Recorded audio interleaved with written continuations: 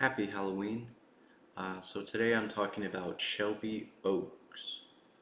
And I want to frame this whole thing with a very specific pairing, um, chaotic and controlled, because that is the exact tension that defines this movie.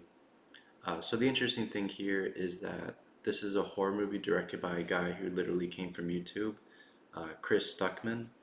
I I used to watch his reviews years ago, and I still watch them to this day. And seeing him fully realize and release his first big feature film, uh, that's already like a that's surreal to see, for me as a viewer. I actually felt something personal in that. Like this literally started from YouTube, this movie, and now it's on a theater screen. So it's pretty inspiring because that's what I hope to do one day as well.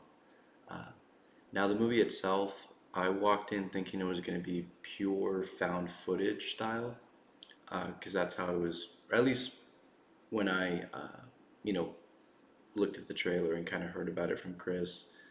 Yeah, I thought it was going to be like 100%, but it's more of like, I'd say like 40% found footage and then 60%, normal movie. Uh, but yeah, but yeah, and there's actually like three different aspect ratio transitions in the first. Just it only happened like once, but yeah, I literally switched from like all three to found footage, uh, to like on screen, like like you're watching you're like you're actually watching the TV, and then it switches to like the full cinematic. This is like the movie. Um, Luckily, it didn't happen too often because when I first saw it, I was like, "Ooh, I hope that doesn't happen too often." But yeah, it was only once. But that's in a way part of like the twist because I feel like Chris probably knew people want to see something a little bit different, so that was kind of his, uh, just like his little special sauce, I guess you can put it. Uh, but yeah, so it does start out like full VHS found footage style, and then suddenly flips into like a normal narrative that sometimes a TV look and then back again. At first, I thought the projector broke, but no, that's just how it was. Uh, but it does throw you off a little bit. But maybe that's to keep the audience on their toes. Like you can literally feel the limitations a bit. Like you can feel the budget, which I think that was the main reason for that. Uh, and I don't really mean that as an insult. That's just reality, I guess, because you can only do what you can do with the money, especially in the film world. Um, the budget for this movie was 1.5 to 2 million. In a horror movie world, that's actually still not that much, or just for like a general movie at all. I mean, 1.5 to 2 million is a lot of money in the grand scheme of things, but also not a lot in the grand scheme of things. Uh, but then there's the twist. The movie is controlled where it matters. The writing, the big reveals, and the emotional core.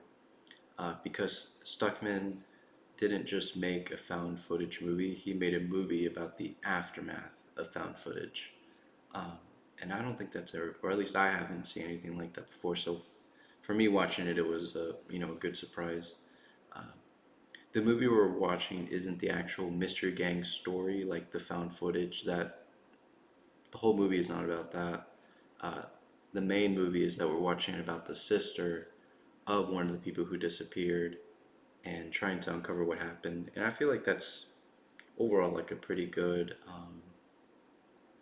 uh, way to draw people in. Like who wouldn't want to follow the story of a sister just trying to save her sister in the midst of all this chaotic horror that is unfolding. Um, so I thought it was pretty clever. You don't see that in go often. And the good part, there are like three different twist moments, and all three of them legitimately give you a real reaction. Like it keeps tricking you, like it keeps tricking you to think it's about religious cult stuff. then it's like, no, the supernatural is actually real, and then you think it's one thing, then nope, it's actually about the demon baby. Um, I love that. The middle reveal, that's the moment where the movie goes, or yeah, in the middle reveal, because there's three reveals, um, from what I can understand. There are three reveals. In the middle reveal, that's the moment where the movie goes get out mode, like 0 to 100 immediately. I didn't expect that. I feel like probably most people wouldn't expect that, especially in the middle, um, between like the dialogue between two characters. Um, and so even with the low budget, that part worked. Uh, Now let's talk about the pacing and flaws, because there are flaws.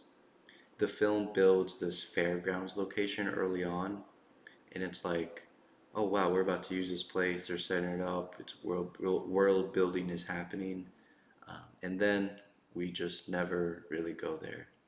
So that part was a bit disappointing, and the movies sometimes feel like three different films stitched together. Um, I think I did see that Chris did actually go through some reshoots, so I wonder if maybe that's where, or maybe that's the reason why, uh, it's kind of different. There's kind of like three different, or there could have went like they could have went like three different ways, I guess. Uh, like I actually have worked on small student films, and I recognize the sensation in that. Like, oh, we're kind of scrambling to make this work.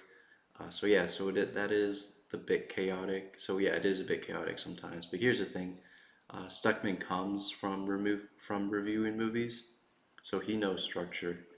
So even when the film gets messy, the storytelling logic and the emotional reveals are always controlled. And the last thing I'll say is I know part of Stuckman's personal background, being raised in a Mormon church, experiencing religious fear stuff, and the movie definitely has that DNA inside of it. Um, and like you can feel it in a way that it treats, like you can feel it in the way it treats belief and fear. And that made it more real. So yeah, overall, I left the theater actually a little spooked. Not terrified, but like spiritually bothered, but in a good way. So I give Shelby Oaks a 3 out of 5 on Letterboxd. And my final takeaway is chaotic in filmmaking, controlled in the narrative, and honestly, that combination worked for me. Thanks for watching, and happy Halloween.